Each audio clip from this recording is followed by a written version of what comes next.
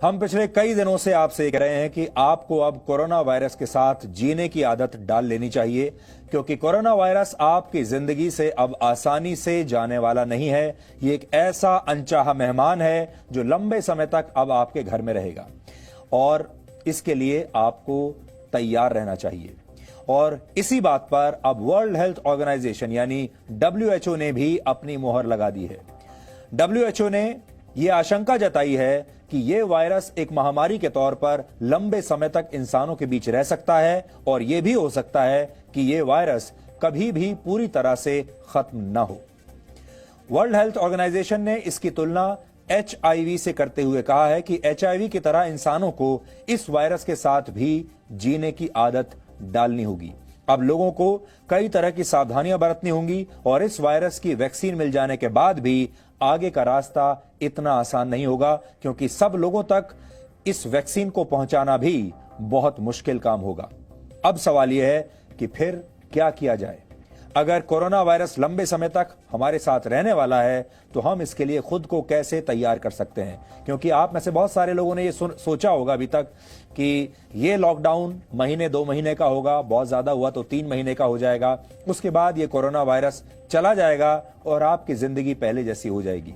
लेकिन अब मानसिक तौर पर अपने आप को ये तैयार कर लीजिए, आपका जीवन पहले जैसा नहीं होगा। आज हम आगे की इस तैयारी को मेडिकल साइंस, समाज और मनोविज्ञान के जरिए से समझने की कोशिश करेंगे। पहले वैज्ञानिक नजरिए से उन 5 महत्वपूर्ण सच्चाइयों को आप समझिए जिनका सामना आपको और हमें मिलकर करना है। पहली सच्चाई यह है कि यह वायरस अब भी पूरी दुनिया में तेजी से फैल रहा है, यह कहीं भी रुका नहीं है। पूरी दुनिया में 43 लाख से ज्यादा लोग इससे संक्रमित हो चुके हैं और करीब 2,97,000 लोगों की मौत हो चुकी है। 2,97,000, लगभग 3 लाख। बीमार लोगों का इलाज अलग अलग तरीकों से किया जा रहा है, हर देश में अलग अलग पद्धति है, लेकिन अभी तक इसका कोई भी पुख्ता इलाज किसी के पास भी नहीं है। इस बात को आप याद रखिएगा, इस कोरोना वायरस का किसी के पास पूरी दुनिया में कोई इलाज नहीं है।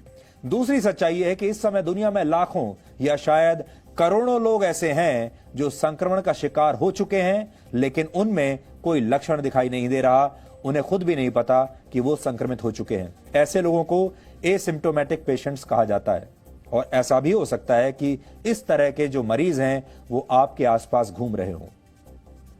तीसरी सच्चाई यह है, जो लोग संक्रमण का शिकार हैं और जिनमें वायरस की पुष्टि हो चुकी है, उनमें से करीब 3 से 4% लोगों की जान खतरे में है। यानी इस वायरस के मामले में मृत्यु दर फिलहाल 3 से 4% है, लेकिन अलग अलग देशों में इसकी स्थिति भी अलग अलग है। उदाहरण के लिए बेल्जियम की स्थिति इस समय सबसे खराब है। बेल्जियम में कोरोना वायरस के मामलों में मृत्यु दर करीब 16% है। अमेरिका में यह करीब 6% है और भारत में मृत्यु दर करीब 3 से 4% है। चौथी सच्चाई यह है कि गंभीर रूप से बीमार मरीजों की संख्या भी अलग अलग देशों में अलग अलग है।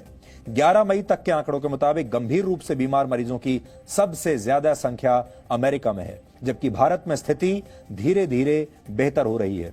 पिछले हफ्ते तक भारत में कोरोना वायरस के कुल मरीजों में से करीब 9% लोग गंभीर रूप से बीमार थे, जबकि अब इनकी संख्या लगभग आधी रह गई है। अब भारत में कोरोना वायरस के सिर्फ 4.8% मरीजों की स्थिति ही गंभीर है। पांचवी सच्चाई यह है कि कोरोना वायरस की वैक्सीन का इंतजार अभी बहुत लंबा है।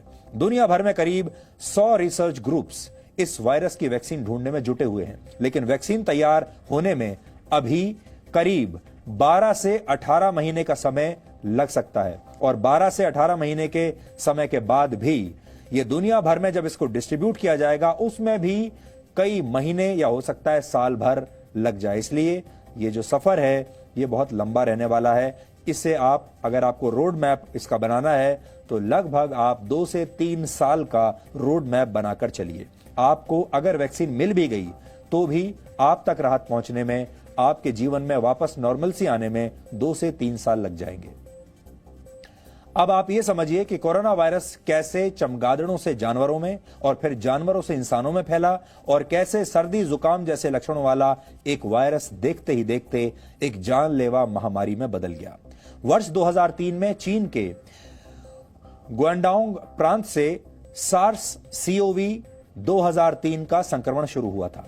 सार्स का अर्थ है severe acute respiratory syndrome, CoV का अर्थ होता है कोरोना वायरस, और 2003 उस साल को दर्शाता है जब इसकी शुरुआत हुई थी। यह वायरस चमगादड़ से किसी स्तनपाई यानी मैमल, स्तनपाई जीव यानी मैमल, और फिर इस जीव से इंसानों में फैला था। यह वायरस उस समय 30 देशों में फैल गया था, जिससे 8000 लोग संक्रमित हुए थे और करीब 774 लोगों की मौत हो गई थी। इसके बाद वर्ष 2012 में मर्स नाम का कोरोना वायरस दुनिया में फैलना शुरू हुआ। मर्स का अर्थ है मिडिल ईस्ट रेस्पिरेटरी सिंड्रोम। यह वायरस चमगादड़ से ऊंट और फिर ऊंट से इंसानों में फैलने लगा। मर्स से करीब 27 देश प्रभावित हुए थे, लेकिन यह वायरस सिर्फ 2500 लोगों को ही संक्रमित कर पाया और मरने वालों की संख्या सिर्फ 850 थी। और इसके बाद दिसंबर 2019 में कोविड-19 की शुरुआत हुई और माना जाता है कि यह वायरस भी चमगादड़ों से ही आया है। वैज्ञानिकों के मुताबिक इस वायरस ने पहले किसी जानवर को संक्रमित किया और फिर उस जानवर के संपर्क में आने की वजह से यह इंसानों में फैला।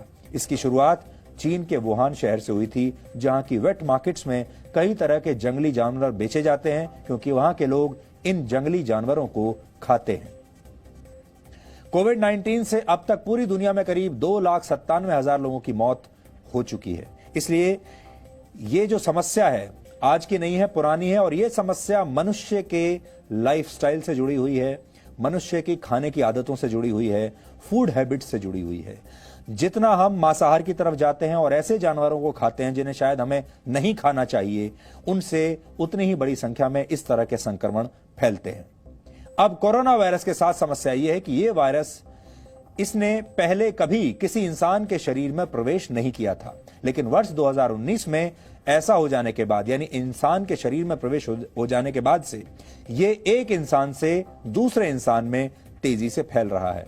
यानी ये पहले जानवरों से इंसानों तक पहुंचा ही नहीं था, और एक बार अगर इंसानों में पहुंच गया तो फिर इंसानों से इंसानों के बीच फैल रहा है। एक डराने वाली बात यह भी है कि यह वायरस खुद को लगातार बदल रहा है।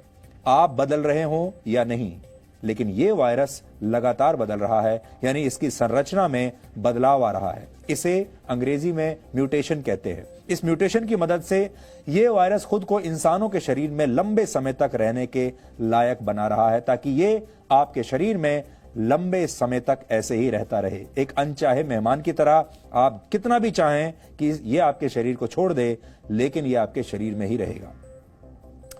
एक डराने वाली बात यह भी है कि यह वायरस खुद को लगातार बदल रहा है, यानी इसकी संरचना में बदलाव आ रहा है, जैसा हमने आपको बताया, और हमने आपको म्यूटेशन के बारे में भी बताया। इस म्यूटेशन की मदद से यह वायरस आपके शरीर में लंबे समय तक रहता है और फिर निकलता नहीं है। लंदन के school of hygiene and tropical medicine में हुई एक रिसर्च के मुताबिक यह वायरस अपने स्पाइक प्रोटीन्स में बदलाव लाने में सक्षम है। आपने कोरोना वायरस की जो तस्वीरें अब तक देखी होंगी, उसमें आपने कोरोना वायरस के ऊपर उभरी हुई कांटे जैसी संरचना देखी होगी। ये जो आपके स्क्रीन पर तस्वीर है, ये तस्वीर आपने कोरोना वायरस की अभी तक देखी होगी, और ये जो लाल रंग का एक स्ट्रक्चर आपको दिखाई दे रहा है, यही है स्पाइक प्रोटीन्स, जो कांटे जैसे दिखते हैं। इसे ही स्पाइक प्रोटीन्स कहते हैं, और इसी की मदद से कोई वायरस इंसानों की कोशिकाओं में जाकर चिपक जाता है। कोरोना वायरस में आ रहा यह बदलाव 62 देशों से लिए गए सैंपल्स की जांच के बाद साबित हुआ है। हालांकि अभी इसे लेकर और भी रिसर्च की जानी बाकी है। लेकिन कोरोना वायरस के इस म्यूटेशन का अर्थ यह है कि इसकी वैक्सीन बनाना अब और भी मुश्किल हो सकता है, क्योंकि यह लगातार बदल रहा है। हो सकता है कि जब तक एक वैक्सीन तैयार हो, तब तक कोरोना वायरस अपना स्वरूप बदल ले। इन्हीं तमाम रिसर्चेज और आंकड़ों के आधार पर यह कहा जा रहा है कि कोरोना वायरस अभी लंबे समय तक इंसानों के बीच में रहेगा, और हमें इसके साथ जीने की आदत अब डाल लेनी चाहिए, नए नियमों के साथ।